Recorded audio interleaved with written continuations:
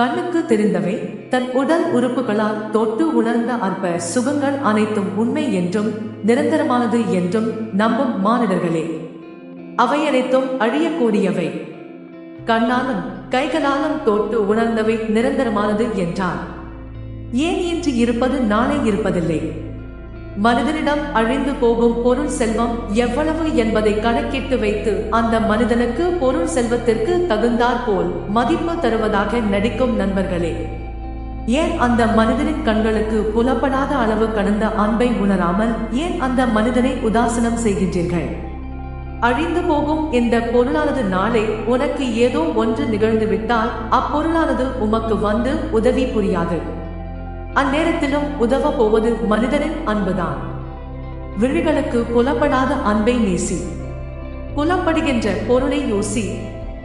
எது நிரந்தரம் என்று